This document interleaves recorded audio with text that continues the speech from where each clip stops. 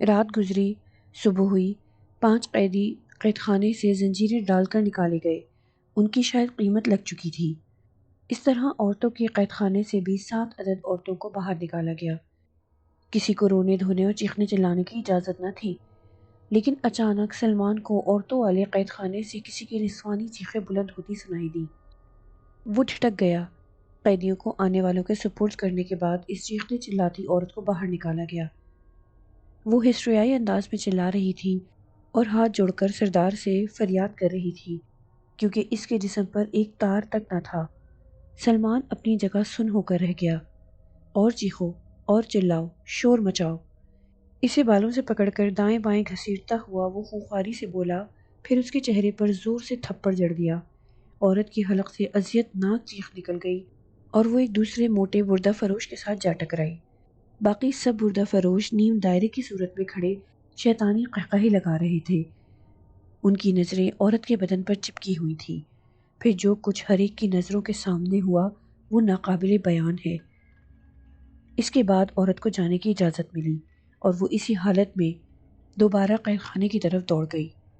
سلمان کی رگوں میں خون کی جگہ جیسے لاوا دوڑنے لگا۔ کن پٹیاں غیظ و غضب کے مارے پھونکنے لگی، مگر وہ کیا کر سکتا تھا؟ وہ تو خود پابہ زنجیر تھا۔ سوائے سنگی دیواروں سے سر ٹکرانے کے اور کیا کیا جا سکتا تھا؟ انسانیت کی یہاں جس طرح تذلیل کی جا رہی تھی، اس کی مثال اس نے اور کہیں نہ دیکھی تھی۔ اسے سب سے زیادہ طیش ان عیش پرستوں پر آ رہا تھا جن کی یہ لوگ پیداوار تھے۔ وہ خدا سے دعا مانگنے لگا کہ وہ اسے توفیق اور طاقت دے کہ وہ اس خونی اور ذلیل انسانوں کے گروہ کا خاتمہ کر سکے، یا پھر فاقیہ کو بھیج دے۔ کھانے کے نام پر انہیں سوکھی روٹیاں اور پتلی دال دی گئی، ان میں ابلے ہوئے چاول بھی شامل تھے۔ اس طرح انہیں ان کی قید میں رہتے ہوئے 3 دن بیت گئے۔ یہ لوگ ان سے بڑی کڑی مشقت لیتے تھے۔ پیروں میں زنجیریں ڈال کر چٹانی پتھر بھی توڑوائے جاتے تھے۔ عورتوں اور لڑکیوں کی حالت زیادہ دگرگوں تھی۔ انہیں جان بوجھ کر مختصر اور پھٹے ہوئے کرتے پہننے کو دیے جاتے اور ان سے بھی یہ مشقت طلب کام لیا جاتا۔ نگرانی کے لیے بردہ فروشوں کی پوری ٹیم موجود ہوتی تھی، جو ہاتھوں میں ہنٹر تھامے سروں پر مسلط رہتے تھے۔ ذرا بھی کوئی مرد یا عورت سستی کا مظاہرہ کرتا تو ان پر ہنٹروں کی بوچھاڑ کر دی جاتی۔ ایک موقع پر پتھر کوٹنے کے دوران سلمان نے شیری کو تسلی دیتے ہوئے یہ ہدایت بھی کی کہ صبر برداشت کے ساتھ اچھے وقت کا انتظار کرے اور کوئی ایسی غلطی ہرگز نہ کرے جس سے ان کی بے عزتی ہو۔ اچانک سلمان پر ایک بردہ فروش کی نگاہ پڑ گئی۔ اسے شیری سے باتیں کرتے دیکھ کر اس نے سلمان پر تابڑ توڑ ہنٹر برسانے شروع کر دیے۔ وہ تکلیف کے مارے چلانے لگا۔ شیری نے یہ منظر دیکھا تو بے اختیار چیختی ہوئی اس پر آن گری۔ اس ظالم بردہ فروش نے اس پر بھی ہنٹر برسانے شروع کر دیے۔ سلمان نے شیری کو خود سے ہٹا دیا اور اس بردہ فروش پر جھپٹ پڑا۔ اگرچہ اس کے ایک پیر میں آہنی کڑا پڑا ہوا تھا، جس سے منسلکہ زنجیر دوسرے قیدی کے پاؤں میں لگے کڑے سے جڑی ہوئی تھی، مگر اس کے ہاتھ اور دوسرا پاؤں آزاد تھا۔ بردہ فروش تن و من تھا، ڈیل ڈول میں بھی کم نہ تھا۔ سلمان نے اس کے ہنٹر کو پکڑ لیا اور ایک گھونسا اس کے چہرے پر جڑ دیا۔ وہ کئی قدم پیچھے لڑکھڑا گیا۔ ہنٹر کے دستے سے اس کی گرفت چھوٹ گئی تھی۔ وہ سلمان نے اپنے قبضے میں کرتے ہی بے تحاشا اس پر برسانے شروع کر دیے۔ اسی اثنا میں دوسرے بردہ فروش غراتے ہوئے اس پر پل پڑے۔ اس کا پاؤں زنجیر سے بندھا ہونے کی وجہ سے وہ ان کا زیادہ مقابلہ نہیں کر سکتا تھا۔ شیری اس کی حالت پر پچھاڑے مار مار کر رونے لگی تو اس پر بھی ہنٹر برسائے جانے لگے۔ سلمان پر ہنٹروں کی بارش کے ساتھ ساتھ لاتوں، مکوں اور ٹھوکروں کا بھی استعمال ہوا۔ اسے ادھموا کر کے رکھ دیا گیا۔ وہ بے حال سا ہو کر پتھریلی زمین پر گر پڑا تھا۔ اس کے وجود میں اتنی اذیتیں آزما ڈالی گئیں کہ وہ ہوش و حواس سے بالکل ہی بیگانہ ہو کر رہ گیا۔ دوبارہ آنکھ کھلی تو اس نے خود کو تنہا زمین پر پڑے پایا، یعنی وہ قید خانے میں نہیں تھا، یہ کھلی جگہ تھی۔ اکبر اس کے سر پر ملک الموت بنا کھڑا تھا۔ اس کی لال انگارہ برساتی آنکھوں میں خون اترا ہوا تھا۔ باقی 3 ساتھی بھی قریب میں کھڑے خشمگین نظروں سے اسے گھور رہے تھے۔ سلمان کا چہرہ اور جسم پانی سے شرابور تھا، شاید اسے ہوش میں لانے کے لیے ایسا کیا گیا تھا۔ تم نے ہمت کیسے کی میرے آدمی پر ہاتھ اٹھانے کی؟ اکبر اسے ہوش میں آتا دیکھ کر خونخوار نظروں سے گھورتے ہوئے غرایا۔ میری کوئی غلطی نہیں تھی، تمہارے ساتھی نے مجھے جان بوجھ کر ہنٹر مارنا شروع کر دیے تھے۔ مجھے اس کی بے خطا مار کھانے پر طیش آ گیا تھا۔ سلمان نے اپنے خشک ہونٹوں پر زبان پھیر کر کہا۔ اس وقت وہ بردہ فروش بھی وہیں موجود تھا۔ سردار نے اس کی طرف دیکھا۔ وہ اپنے سردار کی استفساریہ نظر کو مطلب بھاپ کر بولا، یہ جھوٹ بول رہا ہے سردار، یہ اپنی ساتھی لڑکی سے باتیں کر رہا تھا۔ ہاں یہ سچ ہے، وہ بیمار ہے، میں اس کی دوا دارو کرنا چاہتا تھا کیونکہ میں ایک ڈاکٹر ہوں۔ سلمان نے دانستہ ڈاکٹر کا لفظ استعمال کیا تھا۔ اس کی توقع کے عین مطابق سردار کے چہرے پر ایک رنگ سا آ کر گزر گیا اور وہ اس سے استفساریہ بولا، کیا تم ڈاکٹر ہو؟ ہاں۔ یہ تو اور اچھی بات ہو گئی، ہم تمہیں پھر اپنے پاس ہی رکھیں گے، تمہیں فروخت نہیں کریں گے، ہمیں ڈاکٹر کی اشد ضرورت پڑتی رہتی ہے۔ وہ خوش ہو کر بولا۔ سلمان کے بتانے کا مقصد بھی یہی تھا کہ وہ علاج معالجے کے بہانے ان کے قریب رہے، ورنہ اگر یہ اسے کسی کے پاس فروخت کر دیتے تو وہاں نہ جانے کیا حالات ہوتے۔ مگر در حقیقت اس کا اصل مقصد یہ تھا کہ وہ کہیں فروخت ہونے سے محفوظ رہنا چاہتا تھا، لہٰذا اس کے ذہن میں اچانک یہ ترکیب آئی تھی۔ وہ اتنا وقت گزارنا چاہتا تھا کہ رمضان گزر جائے اور فاقیہ لوٹ آئے۔ وہ مزید بولا، ہاں میں بھی یہی چاہتا ہوں، کسی اور کا غلام بننے کی بجائے تمہارا غلام بنا رہوں، کیونکہ میرا دنیا میں کوئی نہیں ہے۔ سلمان نے آدھے سچ اور آدھے جھوٹ سے کام لیا، مگر میں اپنی ساتھی کے بغیر ادھورا ہوں، وہ میری اسسٹنٹ نرس ہے۔ اچھا، یہ تو اور بھی اچھی بات ہے، ہمیں اپنی تیمارداری کے لیے بھی عورتیں درکار ہیں، تم اب سب سے پہلے ہمارا علاج کرو گے۔ وہ بولا، مجھے تمہاری خدمت کر کے خوشی ہوگی۔ سلمان نے لہجے کو فدویانہ بناتے ہوئے مکاری سے کہا، میری بیوی روشنا کافی روز سے بیمار ہے، خود میرے سر میں اکثر بڑا شدید درد ہوتا رہتا ہے، ہم شہر نہیں جا سکتے۔ کوئی بات نہیں، سلمان نے کہا، میں تم کو امراض میں استعمال ہونے والی دواؤں اور انجیکشنوں کی فہرست بنائے دیتا ہوں، تم وہ تو شہر سے منگوا کر یہاں رکھ سکتے ہو نا؟ اس نے فوراً سر ہلا دیا۔ اس کے بعد سلمان کو الگ سنگی کمرے میں ڈال دیا گیا۔ یہ تھا تو چھوٹا مگر بہرحال صاف حالت میں تھا۔ شیریں کو بھی اس کے ساتھ ہی کر دیا گیا، لیکن اگلے دن اس کے جھوپڑے میں 3 بردہ فروش داخل ہوئے۔ وہ یہی سمجھا کہ ان کا کوئی ساتھی بیمار ہوگا اور وہ اسے اور شیریں کو لینے آئے ہوں گے۔ اے لڑکی، چلو ہمارے ساتھ، ایک بردہ فروش نے شیریں کی طرف دیکھ کر کہا تو وہ سر تھپا لرز اٹھی۔ خود سلمان بھی پریشان ہو گیا۔ اسے کہاں لے جا رہے ہو؟ سلمان نے ذرا ہمت کر کے اس سے پوچھا۔ قیدی عورتوں کے پاس، اس نے خشک لہجے میں جواب دیا۔ کیوں؟ سلمان نے پوچھا تو وہ شیطانی مسکراہٹ کے ساتھ بولا، وہ عورتیں اسے دلہن بنائیں گی، ہمارا سردار آج رات اس سے شادی کرنا چاہتا ہے۔ اس کی بات پر سلمان کے اوزان قطع ہو گئے، جب شیریں ایک خوفزدہ سی چیخ مار کر اس سے چمٹ گئی۔ نہیں نہیں، میں کہیں نہیں جاؤں گی، تمہیں چلنا ہوگا ہمارے ساتھ، وہ درست لہجے میں بولا اور ساتھ ہی اپنے دونوں ساتھیوں کو اشارہ کیا۔ انہوں نے لپک کر شیریں کو دبوچ لیا۔ سلمان نے مزاحمت کرنے کی کوشش کی تو اس پر بیک وقت گنیں تان لی گئیں۔ تمہیں جو کہنا ہے سردار سے جا کر کہو، یہ کہہ کر وہ چیختی چلاتی شیریں کو بے دردی سے پکڑ کر کھینچتے ہوئے جھوپڑے سے باہر لے گئے۔ شیریں سلمان کو مدد کے لیے پکارنے لگی۔ سلمان غصے سے پیچ و تاب کھاتا ہوا سیدھا سردار کے جھوپڑے میں جا پہنچا۔ وہ شراب کے نشے میں بدمست پڑا ہوا تھا۔ سلمان کو غصے کی حالت میں اپنے سردار کے جھوپڑے میں داخل ہوتے دیکھ کر 8-10 مسلح بردہ فروش بھی اندر چلے آئے۔ سلمان نے سردار سے کہا، یہ میں کیا سن رہا ہوں، تم میری ساتھی لڑکی سے زبردستی شادی کرنا چاہتے ہو؟ ہاں، تم نے ٹھیک سنا ہے، وہ نشے میں بولا۔ کیوں، ہم سے تمہیں کیا شکایت ہے؟ سلمان نے پوچھا۔ ہماری مرضی، وہ ڈٹائی سے بولا، ہمیں تمہاری ساتھی لڑکی بہت بھا گئی ہے، ہمیں خدشہ ہے کہ یہ بھی دوسری لڑکی کی طرح فرار ہونے کی کوشش کرے گی، اسے ہم اپنی مستقل خدمت گزاری میں رکھنا چاہتے ہیں۔ اس کی بات پر سلمان کے تن بدن میں آگ لگ گئی۔ اس کے بپھرے ہوئے تیور بھانپ کر اس کے مسلح حواریوں نے اس پر اپنی گلی سیدھی کر لی۔ ڈاکٹر، اپنی حیثیت پہچانو، یہ مت بھولو کہ ہم نے تمہارے پاؤں سے زنجیر کھول دی ہے تو تم آزاد ہو۔ تمہاری حیثیت اب بھی یہاں ایک قیدی کسی ہی ہے، لیکن اگر تم نے ہمارے حکم کے آڑے آنے کی ذرا سی بھی کوشش کی تو تمہاری حالت قیدیوں سے بھی بدتر کر دی جائے گی۔ جاؤ اب۔ ناچار وہ اپنے جھوپڑے میں واپس آ کر اپنا سر پکڑے بیٹھ گیا۔ وہ شیریں کی طرف سے بری طرح پریشان ہو رہا تھا اور چشم تصور میں شیریں کی قابل رحم حالت کا تصور کرنے لگا کہ اس بیچاری کی کیا حالت ہو رہی ہوگی۔ اسے سردار پر بھی بری طرح طیش آ رہا تھا کہ اس نے محض اپنی گندی نفسانی خواہشات میں اندھے ہو کر شیریں جیسی معصوم اور نرم و نازک لڑکی کو بیوی بنانے کی سازش رچی تھی۔ اس سانحے کے بعد شیریں بیچاری تو جیتے جی مر جائے گی۔ شیریں کے لیے کچھ نہ کچھ کرنا تھا۔ وہ گہری سوچ میں مستغرق ہو گیا، وہ کیا کر سکتا ہے اور کیا نہیں۔ ان عوامل پر غور کر رہا تھا مگر مغز ماری کرنے کے باوجود اس کی کچھ سمجھ میں نہ آیا۔ ایک یہی خیال آتا تھا کہ سردار کو کسی طرح ہلاک کر دے، مگر کیسے؟ پھر وہ کہاں جائے گا؟ جان تو پھر بھی اس کی اور شیریں کی خطرے میں رہے گی۔ اس کے خونخوار کارندے ان کی ٹکا بوٹی کر ڈالیں گے۔ کچھ سوچ کر دماغ پاگل ہو رہا تھا، کچھ سجھائی نہیں دے رہا تھا کہ کیا کرے۔ اس طرح ہوتے ہوتے رات ہو گئی۔ وہ جھونپڑی سے باہر نکلا تو کیا دیکھتا ہے کہ عورتوں نے شیریں کو دلہن بنا دیا ہے۔ وہ بری طرح رو رہی تھی۔ وہ اس کی طرف بڑھا تو اسے کارندوں نے بندوقوں کی نالوں سے ٹہوکے دے کر واپس جھونپڑے کے اندر مبوس ہونے پر مجبور کر دیا۔ وہ اندر ہی اندر اپنی بے بسی پر کڑ رہا تھا، تڑپ رہا تھا۔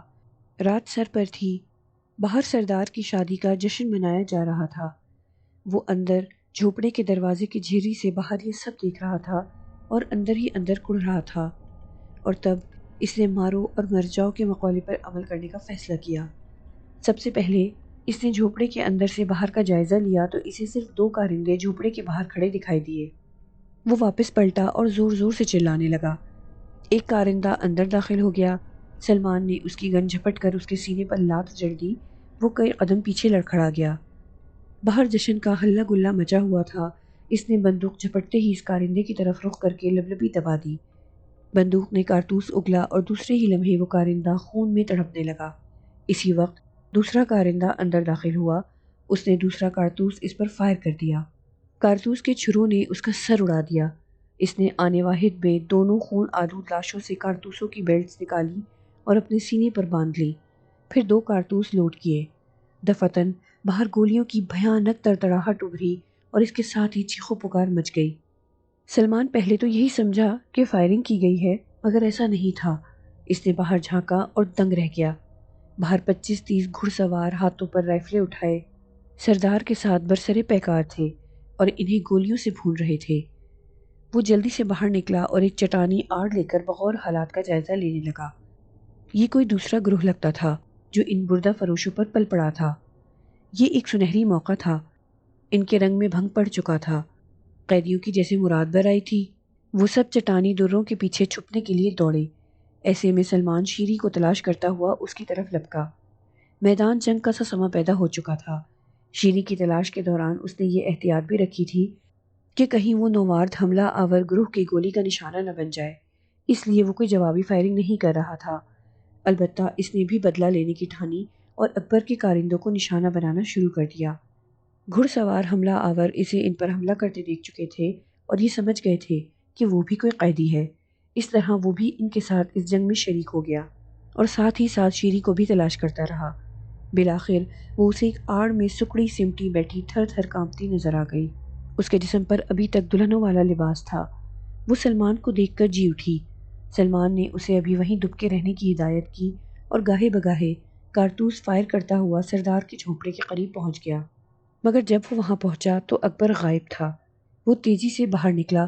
چند گھڑ سوار حملہ آور اس کے قریب آ گئے۔ سلمان نے چلا کر کہا، سردار فرار ہو گیا ہے، اسے پکڑو۔ یہ کہہ کر وہ بھی ایک طرف دوڑا۔ چاروں طرف لاشیں ہی لاشیں بکھری ہوئی تھیں۔ یہ اکبر کے لوگوں کی لاشیں تھیں۔ ان کی محدود فائر والی بندوقیں بھلا کب تک گھڑ سوار حملہ آوروں کی جدید رائفلوں کا مقابلہ کر سکتی تھیں؟ اچانک سلمان کو جیسے کچھ یاد آیا۔ وہ پہاڑی کی شمالی سمت کی طرف دوڑا۔ گھڑ سوار ابھی تک بچے کچے لوگوں کے ساتھ برے سرے پیکار تھے۔ اس نے جس طرف رخ کیا ادھر اکبر کی اونٹنیاں اور سانڈنیاں بندھی ہوئی تھیں۔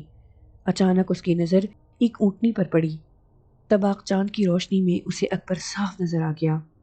اس ظالم کو راہ فرار اختیار کرتے دیکھ کر سلمان کی نظروں کے سامنے ایک ایک ظلم گھوم گیا۔ اس نے جوش غیظ سے با آواز بلند اسے للکارا اور پھر اس کا نشانہ لیا اور لبلبی دبا دی۔ کارتوس چلنے کے دھماکے کی آواز گونجی اور اس نے اکبر کو اونٹنی سے نیچے گرتے دیکھا۔ سلمان اور اس کا فاصلہ زیادہ نہیں تھا۔ وہ دوڑ کر اس کے نزدیک جا پہنچا۔ کارتوسوں کے مہیب چھروں نے اسے بری طرح زخمی کر ڈالا تھا۔ وہ پتھریلی زمین پر پڑا تڑپ رہا تھا۔ سلمان اس کے سر پر جا پہنچا۔ اس کا چہرہ خون سے لت پت ہو رہا تھا۔ سلمان نے انتہائی خوفناک نظروں سے اسے گھورا اور پھر بندوق کی نال اس کی پیشانی سے لگا دی۔ نادار اور کمزور بے گناہ انسانوں کی تذلیل کرنے والا آج اسے خود دہشت زدہ اور رحم طلب نظروں سے تکے جا رہا تھا۔ اکبر، مجھے خوشی ہے کہ آج تیرے جیسے ذلیل کتے کا بھیانک انجام میرے ہاتھوں ہونے والا ہے۔ اکبر زخموں سے کانپ رہا تھا، پھر بمشکل اپنے دونوں خون آلود اور کپکپاتے ہاتھوں کو جوڑ کر اپنی جان بخشی کی معافی مانگنے لگا، مگر سلمان اس ننگے انسانیت اور سفاک و بے رحم شخص کو کس طرح زندہ چھوڑ سکتا تھا؟ اس نے لبلبی دبا دی۔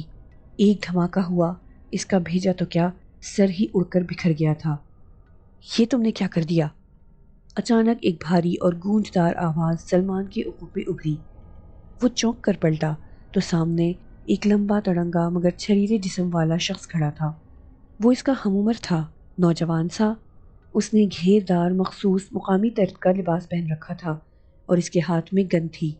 عقب میں اس کے ساتھی کھڑے تھے، انہوں نے اڈیال کی لکڑی کی مشعلیں تھام رکھی تھیں۔ میں نے اس سے اپنی ساتھی کے ظلم کا بدلہ لیا ہے، سلمان نے اس سے کہا۔ وہ تو ٹھیک ہے، ہم بھی اسے جہنم واصل کرنے ہی آئے تھے، وہ سانولا اور پرجوش نوجوان بولا، لیکن مجھے اپنی بہن کے بارے میں اس سے پوچھنا تھا کہ اس رذیل نے اسے کہاں غائب کیا ہے، کیونکہ یہاں تلاش کے باوجود مجھے میری بہن نظر نہیں آئی ہے۔ سلمان اس کی بات پر چونکا اور فوراً اس کے ذہن میں زرق برق لباس والی دوشیزہ گھوم گئی جسے اکبر نے نہ جانے کہاں سے اغوا کرنے کے بعد اسے فروخت کر دیا تھا۔ اس کا نام بانو سریر تھا، جس نے اکبر کو للکارا بھی تھا کہ وہ آغا مسعود کی بہو اور رستم کی لاڈلی بہن ہے۔ تمہاری بہن کا نام بانو سریر تو نہیں ہے؟ سلمان نے اچانک اس سے پوچھا تو اس نے فوراً اسبات میں سر ہلا دیا۔ وہ بانو سریر کا بھائی رستم ہی تھا۔ اسے کسی طرح یہ معلوم ہو گیا تھا کہ اس کی لاڈلی بہن کو اکبر کی گروہ نے اغوا کیا تھا۔ سلمان نے اسے ساری کتھا سنا ڈالی اور یہ بھی بتایا کہ اکبر نے اس کی بہن کو فروخت کر دیا ہے۔ وہ قہر و غضب میں بھرا اٹھا۔ اب مجھے اس ذلیل سے بھی حساب لینا ہے۔ میرے پاس گھوڑے کم ہیں، تم اکیلے ان پہاڑوں سے نکل جاؤ گے نا؟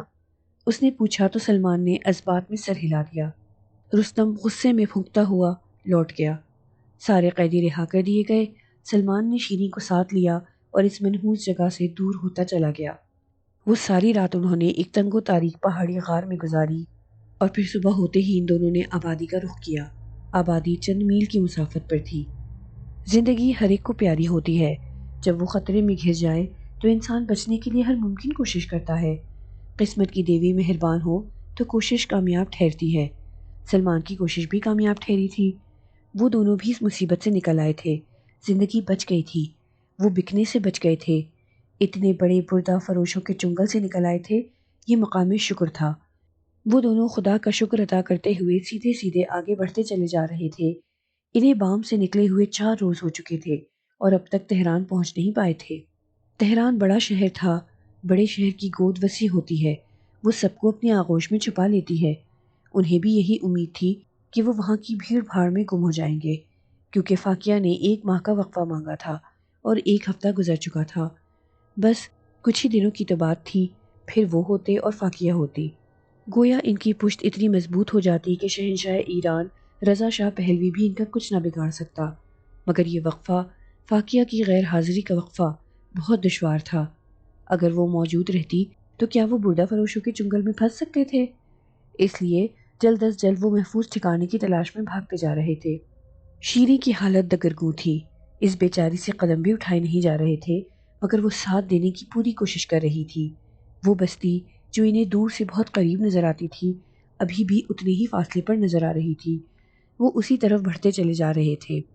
راستے میں کئی افراد ملے، مگر کسی نے توجہ نہ دی اور برابر سے گزر گئے۔ وہ خود بھی سوال و جواب سے بچنا چاہتا تھا، تبھی سلمان نے سامنے سے آتی ہوئی ادارہ شہربانی کی گاڑی دیکھی۔ اس کے ذہن میں جیسے کسی نے سرگوشی کی کہ یہ ہمارے لیے خطر کی بات ہے۔ وہ ہم سے سوال جواب کر سکتے ہیں، ہمارا پتہ ٹھکانہ پوچھ سکتے ہیں۔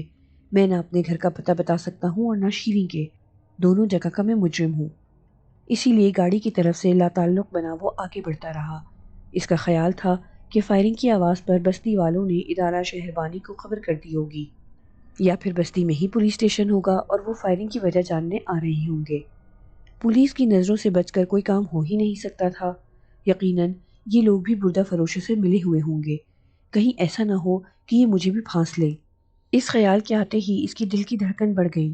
اس نے رفتار دھیمی کر دی تاکہ شیری کے ساتھ چل سکے۔ پولیس والوں نے بھی ان کی طرف توجہ نہیں دی اور ان کے برابر سے گزر گئے۔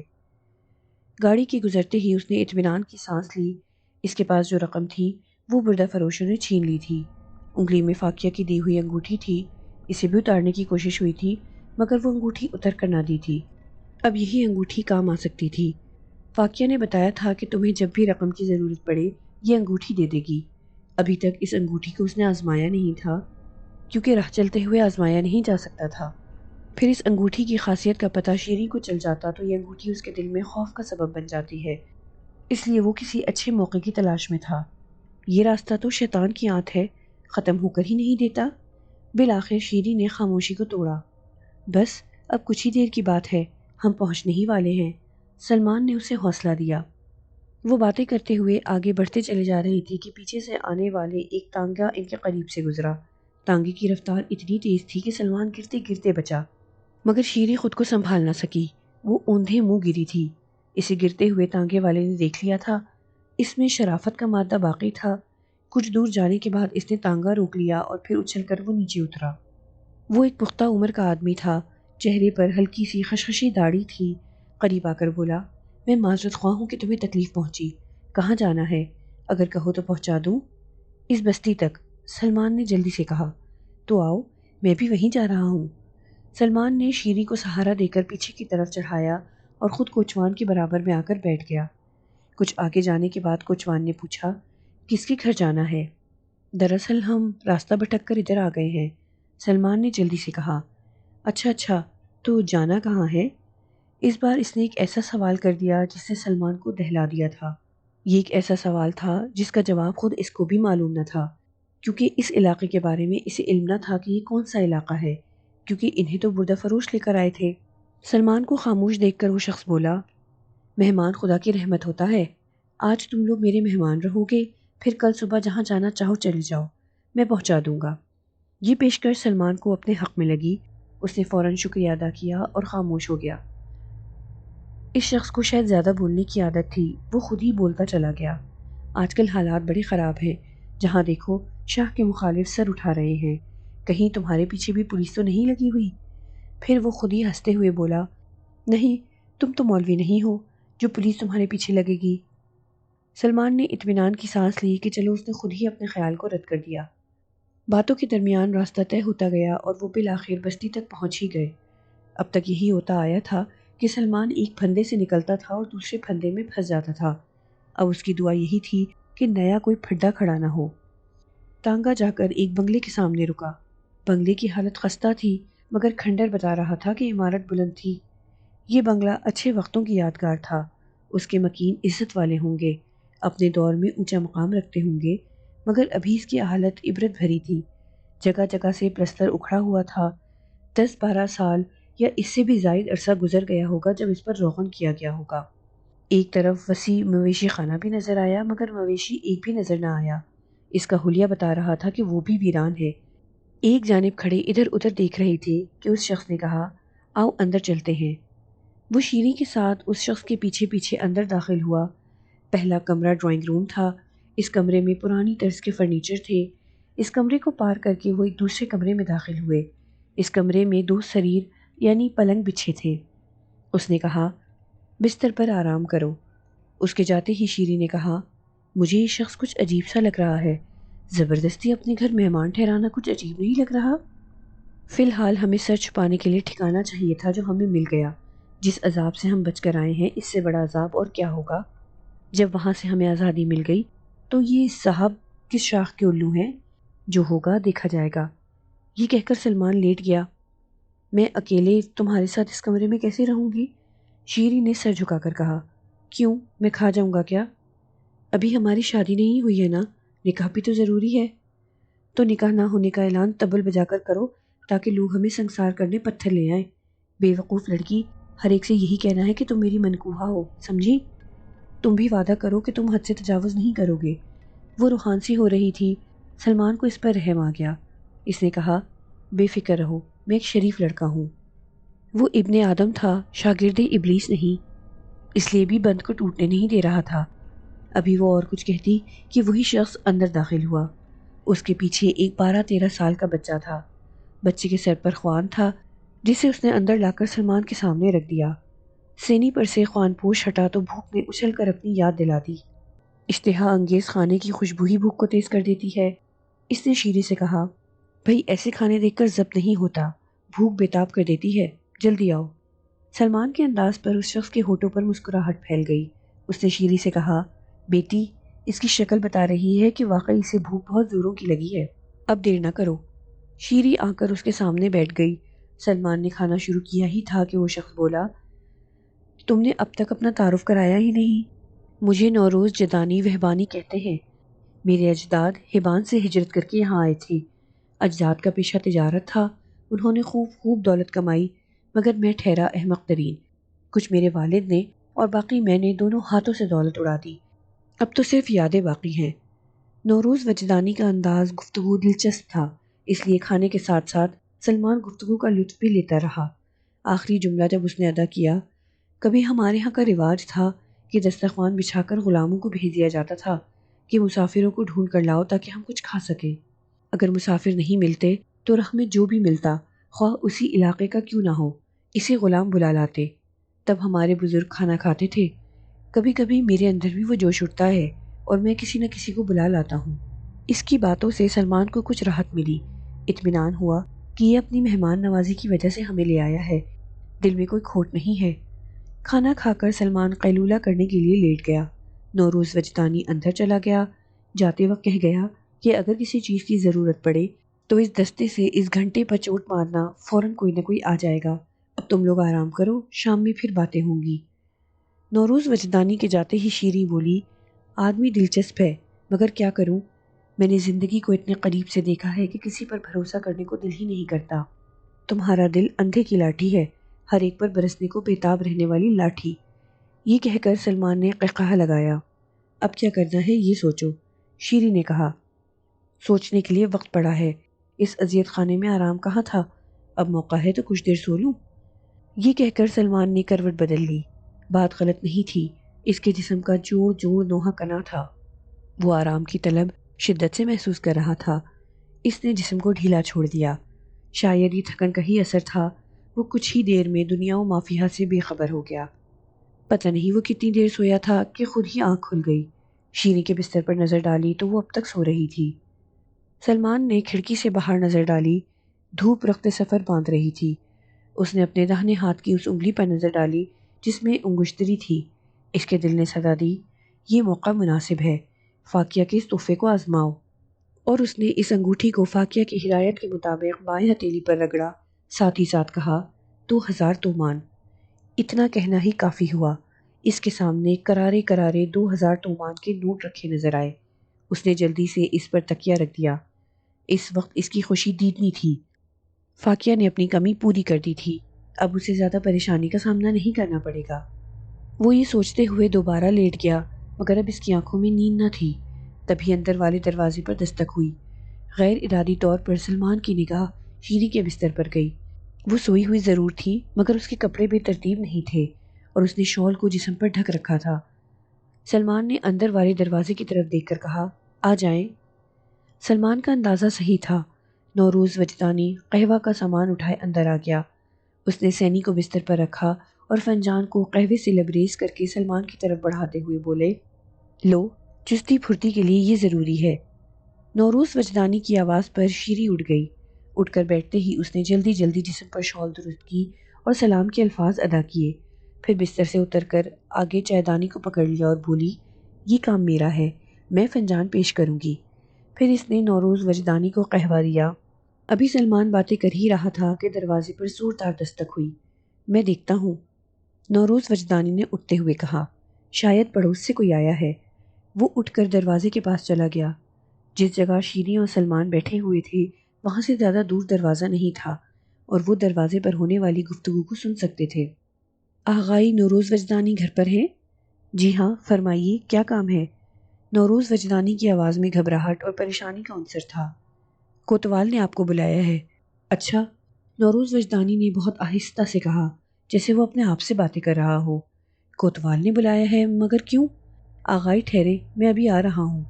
نوروز وجدانی واپس پلٹا تو نگاہوں میں خوف تھا، بے بسی تھی، دکھ تھا اور ساتھ ہی شکوہ بھی۔ یہ تم لوگوں کی وجہ سے ہوا۔